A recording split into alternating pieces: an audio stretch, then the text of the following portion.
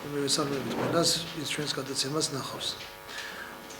ჩვენი დღევანდელი აქ მოსვლის მიზანი გახლავთ ის, რომ ნაციონალური მოძრაობის წარმომადგენლები გადავიდნენ ყოველგვარ ზღვარს და არსებული ხელისუფლების მიმართ და საზოგადოების მიმართ გადავიდნენ უკვე ბრალმდებლის პოზიციაზე და აკეთებენ შეტევას უსუსური ბრალდებებით. ჩვენ გახლავართ ყოფილი პოლიტპატიმრები. ჩვენ ორი კაცი აქ ვართ, კიდევ ორი წარმომადგენელი არიან რეპრესირებული ოჯახი, ასე რომ ვთქვათ. მამაშვილი სამხარაძეები ისინი თვითონ გააკეთებენ განცხადებას, მაგრამ ჩვენ ვითმინეთ ამდენი ხანი, ქონდა იმედის თვალით უყურებდით ყველაფერს, ქონდა იმედი სამართალდამცავი სტრუქტურების, რომ გადახედავდნენ და დაამკვიდრებდნენ სახელმწიფოში სამართლიანობას. სხვადასხვა მიზეზების გამო ეს ვერ მოახერხა ბატონმა არჩილ კბილაშვილმა, მიუხედავად იმისა, რომ ის ძალიან კარგი იურისტია და მე პირადად პატივს ვცემ, მაგრამ ქონდა ალბათ რაღაც ხელშემშლელი მიზეზები და ვერ მოახერხა ის, რომ დაემკვიდრებია სამართლიანობა. ეხლა რესპუბლიკის სახელმწიფოში ყავს ახალი გენერალური მთავარი პროკურორი და ჩვენ გამოვთქვამთ იმედს, რომ ახალი პროკურორი ჩამოიღებს თაროებიდან იმ განცხადებებს, ამოწევს იმ საქმეებს, რასაც ქვიოდა აბსურდული საქმეები და დამკვიდრდება სამართლიანობა. თქვენ ამას წინათ ძალიან უყურეთ ალბათ გივი თარგამაძის გამოსვლას, რომელიც გადადის იერიშზე, ჩვენ გვიწოდებს ნანა კაკაბაძის ზონდერებს, თითქოს რაღაც დაჯგუფება აქვს შექმნილი ბატონ თამაზ თამაზაშვილის და ვართ იმის წევრები. ეს უკვე ყველაფერი არის ამაზრზენი, ამის მოთმენა უკვე ჩვენ აღარ ვაპირებთ ამის მოთმენას და აღარ შეიძლება ამის მოთმენა. მე უბრალოდ მინდა რომ ერთხელ და სამუდამოდ დამკვიდრდეს ქვეყანაში სამართლიანობა და ამ კრიმინალების აპატიეთ ამ სიტუაციაზე და ხროვამ გააჩუმოს საერთოდ სალაპარაკო მაგათ არაფერი არ აქვს. ჩვენ ყველას ძალიან კარგად გვახსოვს როგორი საუბრები იყო, სატელეფონო საუბრები, რომლებიც ტელევიზიით დაიდო გივი თარგამაძის, როდესაც ის აპირებდა ბელორუსიის ოპოზიციის ლიდერის ლიკვიდაციას იმის გამო, რომ მან ვერ მოახერხა თავის ქვეყანაში რევოლუციის მოხდენა. ასევე ამას წინათ ჩემო ბატონებო მიმართა სამართალდამცავ სტრუქტურებს ბატონმა კობაუთანაძემ მიცა დიდი ჩვენება, ასე რომ ვთქვათ, ჟურნალისტის ინტერვიუ არ არის, ის არის ჩვენება, სადაც ერთ დეტალებში აღწერდა გია კრიალაშვილის კვლელობის ფაქტს, მისი დაცხრილვის ფაქტს, ამირიზის დაცხრილვის ფაქტს, სადაც პირდაპირ მიუთითებს გადარჩენილი, სასწაულად გადარჩენილი კობაუთანაძე, რომ ეს კვლელობა მოახდინა გივი თარგამაძემ. პატივცემულებო, გადახედეთ ამ საქმეებს, ამოიღეთ, დაკითხეთ ეს ხალხი, აღძარეთ სისხლის სამართლის საქმე და ერთხელ და სამუდამოდ გააჩუმეთ და ჩამოაშორეთ საერთოდ პოლიტიკას ეს დამნაშავეთა რაზმი. ჩვენ არ ვსაუბრობ, მე პირადად ეხლა არ დავიწყებ საუბარს თუ როგორ მოგვექცენ ისინი ჩვენ, არის სახელმწიფოს ყავს უმაღლესი საკანონმდებლო ორგანოს პარლამენტის მიერ ცნობილი 200-მდე პოლიტპატიმარი, 25 კიდე პოლიტდევნილი, რამდენი უკანონოდ დაკავებული ადამიანია კიდე ქვეყანაში ღმერთმა იცის. პრინციპში ეს ბრიფინგი უნდა შემოიფარგლოს ორიოდეს სიტყვით, მაგრამ რადგან საშუალება გვაქვს გავავრცობთ საუბარს და გესაუბრებით თქვენ, მიშა სააკაშვილის სახელმწიფომ მანქანამ სადამსჯელო რეჟიმმა მოახდინა ის, რაც არ მომხდარა დედამიწის ზურგზე არასოდეს, არც ერთ ქვეყანაში არასდროს მოახდინა ის, რომ მკვლელი და მოკლული ერთ ციხეში იხდიდნენ სასჯელს. მკვლელი კიდევ ერთხელ ვიმეორებ და მოკლული ერთ ციხეში იხდიდნენ სასჯელს. და მე მგონი უნდა დაინტერესდეს ამით სამართალდამცავი სტრუქტურა, დღევანდელი გენერალ-მთავარი პროკურორი ბატონი ჭიკაიძეც, ალექსანდრე ჭიკაიძეც ამოწიონ ეს საქმეები ბატონებო, გამოიძიონ და მიეცეს სულელობა და ვინც დამნაშავეა დაისაჯოს. ის ბოლოს და ბოლოს სახელმწიფო ხო არ უნდა გადაყვეს, ახლა ერთი წელიწადია ვხედავთ, ოცნების წარმომადგენლები არიან მართლების რეჟიმში, ნაციონალური მოძრაობა ბრალდების რეჟიმში ერთი წელი გავიდა, მეორე წელი იწყება, ასე უნდა გაგრძელდეს, ახლა სანამ არ დამოეწურებათ ვადა პარლამენტს და სანამ მეორე არჩევნები არ დაინიშნება და სანამ მეორე საპრეზიდენტო არჩევნები არ დაინიშნება, როდესაც რომ ერთი ელემენტარულად 1 მილიმეტრითაც კი ვერ წაიწია სახელმწიფომ წინ. და რას ვემსახურებით ჩვენ, მე სახელმწიფოს რას ემსახურება, არ ვიცი. კიდევ ერთხელ მოვითხოვთ ჩვენ, რომ ამოიღონ ბატონებო და აღადგინონ სამართლიანობა, შექმნან ის კომისია, რომელზედაც რატომღაც არ ქმნიან და ადამიანებს მიცენ საშუალება ცხოვრების. არაფერს არ ვითხოვთ ჩვენ. ჩვენ არ ვითხოვთ იმ აბსურდული განცხადება თეატრული ქალბატონი თეატრულიანის რომ სახელმწიფოს ფინანსები არა აქვს თურმე და ამიტომ სამართლიანობა ვერ აღდგება. მოდით რა ვქნათ მაშინ ქალბატონო თეა იცით, რადგან სახელმწიფოს ფინანსები არა აქვს, გავაუქმოთ პროკურატურა, გამაუქმოთ შინაგან საქმეთა სამინისტრო, გავაუქმოთ სასამართლო და როდესაც ექნება სახელმწიფოს სახსრები, მე ვამოქმედოთ ეს სტრუქტურები. თუ რას ნიშნავს ეს რომ სახელმწიფოს არა აქვს სახსრები და ამის გამო სამართლიანობა ვერ აღდგება. ადამიანმა სახელმწიფო მიშა სააკაშვილის დანაშაულებრივ რეჟიმმა რომ ადამიანებს წაართვა პირადი ქონება, თქვა მიწის ნაკვეთი ან მაღაზია ან ავტოფარეხი ან რაღაცა, ის რომ დაუბრუნო იმ ადამიანს, ამას რა თანხები ჭირდება, ერთი გამაგებიეთ რა.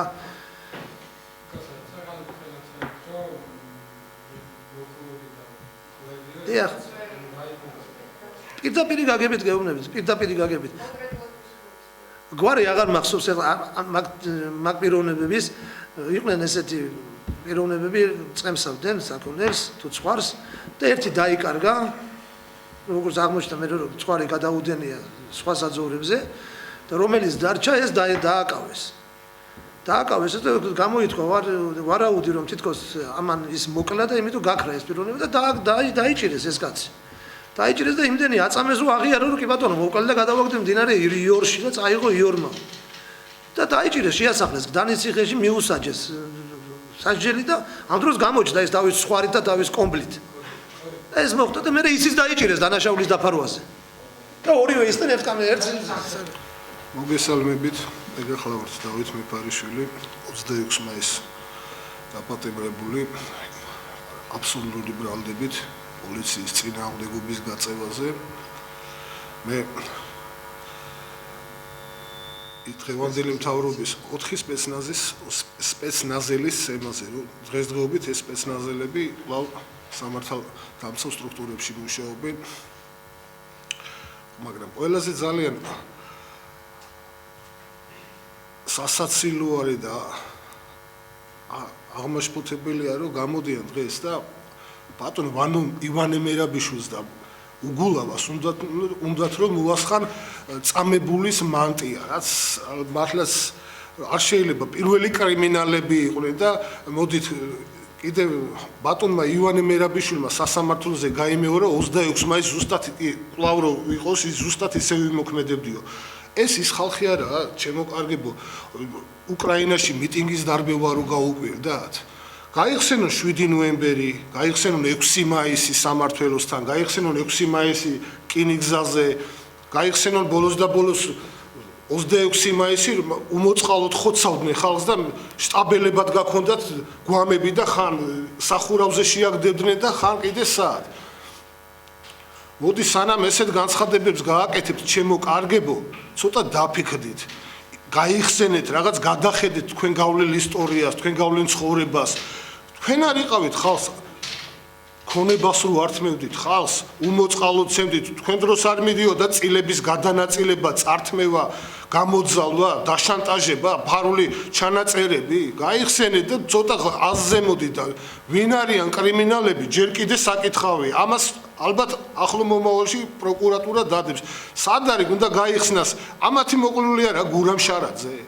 კაი ადამიანებო, ამათი მოყოლული ამდენი არის, კიდე მოდი და ჯერო ხმას არ იღებენ და პირიქით აგრესიაზე გადადიან. ცოტა მიმტევებელი გახდით, კაი ხალხო, ბაქრადი ბარამიძეზე ვლაპარაკობ და რა გვარია ეს თარგამანზე.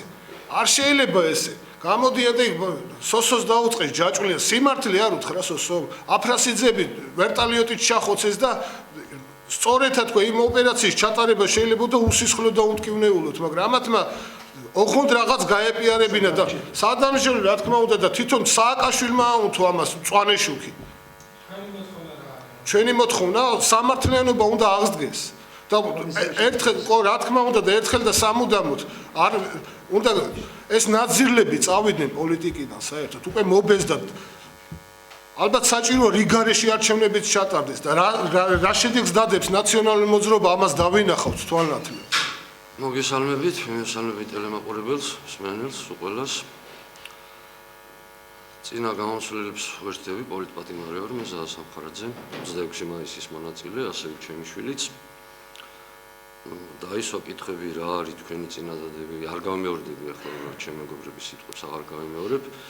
მე მინდა შევთავაზო ერთი ესეთი გამოსავალი, თუ არ არსებობს სახსრები იმისა, რომ სამართლიანობა აღდგეს და აი ეს კომისია შეიქმნას, მაშინ ის რაც მიტაცებული და მითვისებული აქვს ნაციონალურ მოძრაობას ჩამოართვან და ამითი გააკეთო ყველას კომპენსაცია ქონება წართმეულისაც, რეპრესირებულისაც და ასე შემდეგ, რას უყოლეს.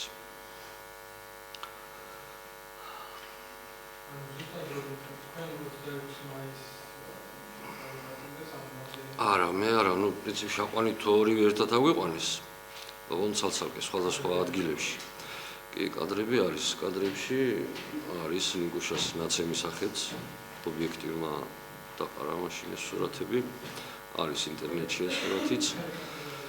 და არა მარტო ნიკასი, მე უბრალოდ ისე მოახერხე რომ პროკურატურიდან მაშინ დიღმის შენობიდან გავიპარე, ჩვეულებრივად გავიპარე, დილის 6 საათზე, მოახერხე იქიდან გამომპარვა, არ იყო პრობლემა. სამწუხაროდ ნიკა ისე იყო ნაცემი, რომ მოსამართლემ გვარი არ მახსოვს ნიკა იტყვის მე თვითონ თავის მოსამართლის გვარს, უგონოს მიუსაჯა 30 დღიანი პატიმრობა. შემდეგ 5 დღე მხოლოდ ურტყავდნენ თავში და სახისარეში, სხვაგან არსად. მთელი ღამის განმავლობაში დაიღლებოდნენ, სხვები ენაცვლებოდნენ და ასე შემდეგ. დაკარგავდა გონებას მოვიდო და მე ესე ვცემდნენ და ნუ არ მინდა ახლა ის გახსოვდეს. ხდება ესეთი რაღაცა. 5 დღის განმავლობაში ვერ პოულობს, სახში არ მოდის, ვერ პოულობთ, არც გამაგრულ სიებშია, არსად. და ბოლოს აღმოვაჩინეთ წითელი ჯვრის და წითელი ჯვრის მეშვეობით აღმოვაჩინეთ, რომ იყო გარდაბნის წინასწარი დაკავების იზოლატორში. უბრალოდ გადარჩა, ღმერთმა გადაარჩინა, არ მოკვდა და მერე გამოაჩინეს, მერე სიებშიც გამოჩნდა. აი ეს იყო, ამის შედეგად მოხდა ამ ცემის შედეგად განუვითარდა ხედულობა ძალიან დაუქრიტდა ბავშვს. კიდე სხვა პრობლემები აქვს ჯანმრთელობაზე და ერთადერთი რაც გაკეთდა ეს იყო პროკურატურის მიერ მისი დაზარალებულად ცნობა, მეტი არაფერი. არანაირ ანაზღაურებაზე საუბარი, უბრალოდ კეთილი ხალხის იმედზე ვართ და უფლის იმედზე, რომ ვიღაცა გამოიჩენს კეთილნებას და ბავშვს მისი მკურნალობა საკმაოდ ძვირიждდება. ჯერ მარტო გამოკვლევები. იმ პერიოდში მე მინდა დიდი მადლობა უთხრა ქალბატონ აგული აუჯირაულს, არის ესეთი ნევროპათოლოგი საქართველოში, აგული უჯირაული. ნევროპათოლოგია, ექიმია, ძალიან ვაშკაცური და უშიშარი ქალბატონია. ერთადერთმა მან შეძლო და სიმართლე თქვა, რომ ეს ბავშვი ცემის შედეგად არის ასე. შესაბამისი კვლევებიც მაშინ იმ პერიოდში 2011-ში ჩავატარეთ და რაღაც წარმონაქმნი აქვს თავის ტყუილზე, რომელიც აუცილებლად უნდა მოშორდეს. წინააღმდეგ შემთხვევაში შეიძლება ცუდ შედეგებამდე მივიდეთ. რაც შეეხება მე 26 მაისიდან დაამდევდნენ მერე, პროვოკაციების მოწყობაც იყო, ყველაფერი იყო, რამდენიმე პროვოკაციაზე ვერ წამომიკიდეს სრული ამ სიტყვის მნიშვნელობით, ჟარგული მინდა ვიხმარო. მაგრამ 6 ივნისიდან 7 ივნისის ღამეს მოხდა ესეთი რაღაცა, ბინაზე მოდის ვიღაცა უკვე ვიცით ვინც არის, ეს არის ეგრეთ წოდებული ნასეტკა, ნომრიანი. მოდის ყვავილებით ხელში ღამის 12 საათზე, თუ პირველ საათზე და ამბობს, რომ ეს ჩემს მეგობრებს გამოგზავნა მისვა საყვარელი. წესით და რიგით და ქართული ბუნებას თუ გავითვალისწინებთ და თან იმას, რომ 3 ომის ვეტერანი ვარ და ცოტა ესეთი ხასიათი მაქვს, უნდა მეცემა, მაგრამ ხო ვიცი რომ ეს არის მოწყობილი ამათი. იმდენად უტვინოები იყვნენ, რომ არც კი მალავდნენ თავიანთ თავს, როცა დამდებდნენ რა. აი არც კი მალავდნენ. ნუ არც მე მემალებოდი. თან ყოველ დღე ჩამქონდა გარდა მის იზოლატორში შვილთან საკვები იქნებოდა თუ რაც იქნებოდა. ეს კიდე მეორე საკითხია, აწოდებდნენ თუ არა ამ საკითხს რა, ამ საკვებს და ჰიგიენის საშუალებებს. ხო, ну, რა თქმა უნდა, ხელი არ დავაკარე, გავითვალისწინე ის, რომ ბავშვი შეიძლება და მოეკლათ იქნები რა ამის მიერ. და ამ ინციდენტიდან თვე და 10 დღის მერე მაკავებენ, ანუ 10 ივლის უკვე, თვე და 3 დღის მერე. 10 ივლის მაკავებენ, ბრალდებით, რომ ეს ვინმე უპერ ნაზარიანი, თუნდაც მე ისე ვცემი, რომ ორი პირა რუსთავის სამყოფოში იწვა და მკურნალობდა.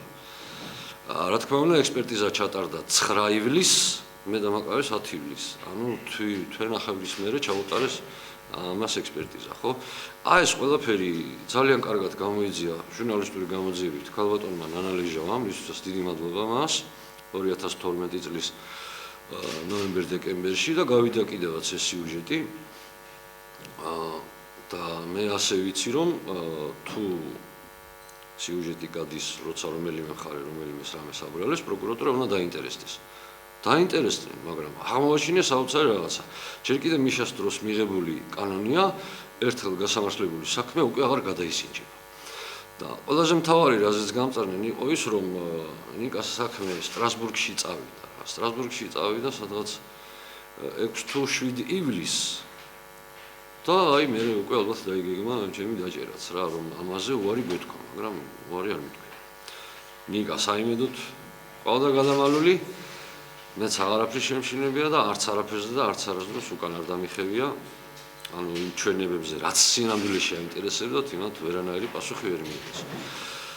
აი იმაში კი რაც მოითხოვეს ჩემო მეგობრებმა და პოლიტპატიმრებმა, უერთდები ეს ნაციონალური ხროვა და ამ სიტყვაზე ბოდიშსაც არ მოიხდი, ნაციონალობა ცოტა სხვა რაღაცაა და ესენი ნაციონალებიდან ძალიან შორს არიან. აი ესე დემოკრატიულ მანტიაში გამოწყობილები რომ აქეთ გვედავებიან და აქეთ ვდებენ ბრალს, თანახმა ვარ და ნებისმიერ ჩემი თანამებრძოლის თანახმა არის და გვისხდნენ პირდაპირ ეთერში, დებატებში და კი ბატონო, ნახოთ როგორ გაიმართლებენ თავს, საჩვე როგორ გავამტყულებენ. ნაციონალური წევრების გასამართლებას კი არა, ახლა იქ იმ ორგანიზაციაშიც არის კარგი ხალხი. არის თუნდაც მასე რომ ყველა ნაძირალა იყოს, მაგრამ აი ძირითადი ბირთვი ყველა გასასამართლებელია ჩემი აზრით. და დანარჩენი უკვე პროკურატურამ და შესაბამისო ორგანოებმა უნდა მიხედონ. აი ეს არის ჩემი პასუხი.